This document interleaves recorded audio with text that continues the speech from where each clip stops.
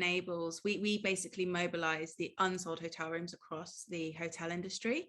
There's 1 million unsold hotel rooms in the UK every week. And so we've created a mechanism for those hotels to be able to distribute that excess capacity to us, that we then distribute out to unpaid carers who are referred by community partners, care support organisations, local authorities, NHS trusts. And actually, it's only through the evolution of, I guess, these companies that can be connector points, you know, so we work with a company called Impala that enables that global distribution API, that these things are now possible. So we also had the idea 5 years ago, but it's only today that you can really bring it into fruition and to action. But just for today's talk, I'm going to show you what we've done with Carefree's architecture and building up through no code and what drove those decisions and some of the parallels between the philosophy behind community tech and what's happening in the no code space. But just so that we've got a little bit of a feed for the discussion later on, I thought we could do a quick waterfall exercise of, from what you guys have all seen today, if you could name a couple of business processes that you'd like to see automated within your organizations. Is it payments? Is it reporting? Is it a quick web app build? Is it volunteer management? Just pop into the chat, you know, something that you see within your own organizations that you think would really be beneficial to be automated. And then we can, you know, when we circle up to the finish of this talk, we can actually like track through what people most want to see in terms of those community solutions. So yeah, just chuck in. Got team management, awesome. Thanks, Fergus. Yeah, any business process that you can think of, we'll do our best to try and find you on the top of the spot a quick solution for you. Brilliant. Yeah, impact reporting, got loads of that going on. Wonderful. All right, I'm going to share my screen, talk you through a few slides, and Fergus, could you give me a nod in 10 minutes time? Yes. Perfect. Thank you. Great. So hopefully everyone can all see this. Quick nutshell piece about Carefree is that the way in which we do all of this kind of transfer of community assets from the hotel industry through to social sector organizations and carers directly is by leveraging kind of easy to use technology and really flexible pathways.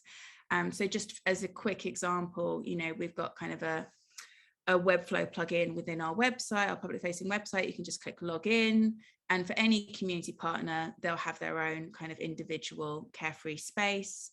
And this is just a quick combination of Webflow, NAC, which is kind of a database I think a lot of people use. Again, this is dummy data. So any community partner can see the list of carers that they've referred, whether they've been able to take a break, can very quickly export that data for impact management. We'll be building up more and more beautiful dashboards as we go with this tool. But what it also means, we've got another little plugin here, What's New, that's kind of a tool called Beamer. So we can just kind of share news with any of our community partners. They can give us kind of lots of mechanisms for quick feedback. We've also got kind of intercom chat support on any element, little product tours built in here.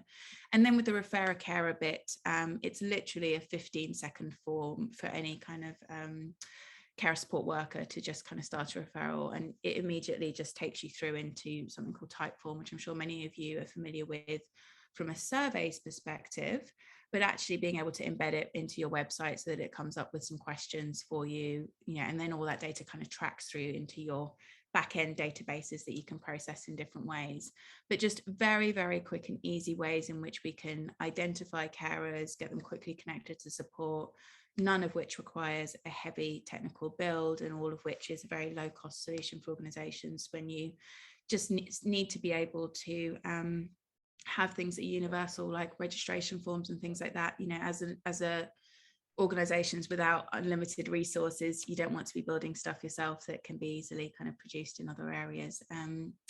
So I just wanted to show you a little bit of the platform, but I'm actually going to focus in on these slides really for most of it. So when I was listening to Rachel's talk earlier, and she was talking about the definition of community tech as being owned, made, or adapted by a community, adapted is really the key word here for when we think about no code. And you know, some of these companies that are most well known in the space, so I'll just move this over a little bit so you can see it a bit more. Does that work? hopefully everybody's view is okay. Things like Airtable, the Airtable universe that Simon was sharing, you know, that you can create these templates, get them shared to other people so they can easily be replicated. But essentially all of the products within the no code space will be designed so that any small business owner or independent can pick them up and apply them without having to take on the burden of high level engineering costs or technical debt. So it is like having lots and lots of teams of engineers for these specific features and functionalities that you might want for your business that are there to deliver products and features for you that you can plug and play within your organization. Typeform's a really good example of this because they have like a strong kind of Typeform community, all of which kind of provide feedback, community requests on different products, improvements that they want to see. And there's a very live conversation between the community of creators using Typeform within their businesses and their organizations, and what drives the roadmap of the product teams that will be kind of including those new features within Typeform and making everything kind of very open, very integrated. I mean, a lot of people use Airtable because it's so open with its integrations. You know, if you want to integrate with a payments mechanism, if you want to integrate with an SMS tool, you know, Airtable is going to allow you to do all of that. And I think across the no code community, it is about how many integrations you're able to create with lots of other companies. So for example, Intercom is something that we use for customer support, but they have an API integration with Databox, so we can easily feed instant data through to understand what our customer support picture looks like.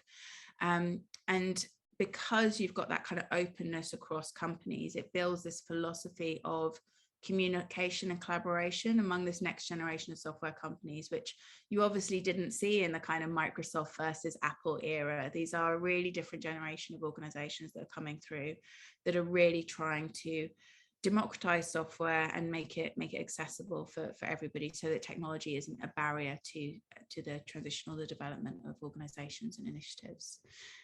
Slack also have a public roadmap, lots of organizations do. Carefree's tech strategy. The driving factors behind our tech strategy was we basically only had 40 to 60K a year to spend on tech, and we're trying to service tens of thousands of users with that, and that's not even enough to support one engineer's salary. So we had to come up with another way. And as a charity, you know, seeking to meet the needs of our beneficiaries, we really believe that our skills lie in great service design and not Jira tasks. There was a whole 18 months of the organization where we were trying to do custom build code, where I was in charge of, you know, creating Jira tasks for engineers to do. And it was the most horrible few months of my life. But also the range of functionality that we needed to create goes way beyond what one community tech platform solution could deliver, or even if we had built out a fully customized booking hub for carers, kind of, I guess, the Airbnb, if you like, we would still need to plug in other bits and pieces of tools to be able to deliver that platform, whether that's Stripe for payments processing, MailChimp for newsletters. You know, you'll always find that you're going to need to use a cross sector of tools to be able to bring together what your full delivery looks like in terms of your business requirements being met at every stage of every user's journey. And when you get into that stage, you've really got hundreds and hundreds of user journeys happening. So we wanted to empower our like non-technical product team. So that's led by our CTO Joey, and we'll be hiring some new positions in the next couple of months on that for that team. So if anybody knows of any great people, please do point them in my direction. We needed to automate leads, marketing, customer support, because we're always going to be a team of 5 to 10 people within the range of budget we're going to have. So, but we're very ambitious in that we are trying to deliver thousands and thousands of breaks. We've got about 3,000 breaks available per month on the platform at the moment. So, you know, we can't deliver customer service without there being that automated element to it. A lot of people are speaking about that rapid testing, proof of concept, and that we also needed to select tools that could really easily integrate with other tools. Zapier is a great connector for all of that. And it also, you know, as you go through your development of kind of no code, you do find that, you know, if an organization doesn't have Zapier integration, we can't use it basically because it has to be able to kind of tie together easily with other things. So in the end result phase, we've converted about 90% of our we've gone from 90% custom to 10% code. So we do a bit of low code, and then we do fully owned, part of our platform is fully owned by us and delivered by engineers. We have partnerships with innovative companies when there needs to be something that is very innovatively delivered. So companies like Impala that provide that global distribution API for the hospitality industry, so that any hotel that has inventory listed on booking.com is able to live release inventory to Carefree with just a couple of clicks. And that's not something that any charity or community organization could pull off. I think Impala had about 33 million in seed funding from VC raise. You know, they've got 40 engineers on their team. It's amazing that their engineers spend so much time developing stuff for us. It's really brilliant to see that kind of startup charity sector partnership in action, and we're going to achieve really great things together. We have about 25 no-code tools that we use. I've listed some of them here.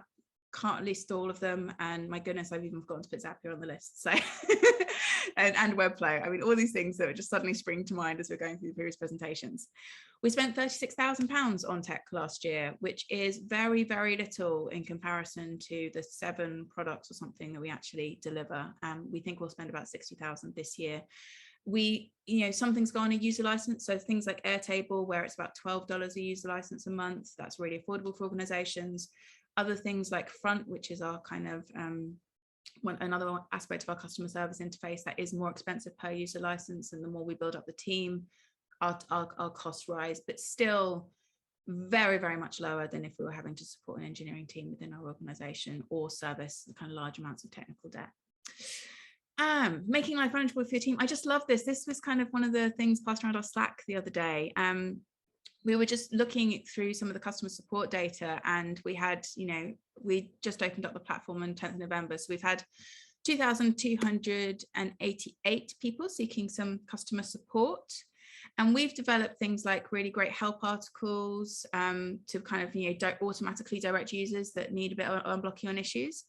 And like over 2,000 managed to resolve that themselves. So we only needed to intervene with about 147, 159 stopped in the user journey, but just absolutely phenomenal that, from a digital inclusion perspective and a digital capability perspective with our carers, that over 2,000 were able to service themselves because we spent so much time on designing their journey and where they can reach help throughout that user journey. So just really, really proud of how we are making implementing these solutions so that life becomes manageable for our teams, and we're not kind of completely flooded with kind of customer service requests from very high needs users.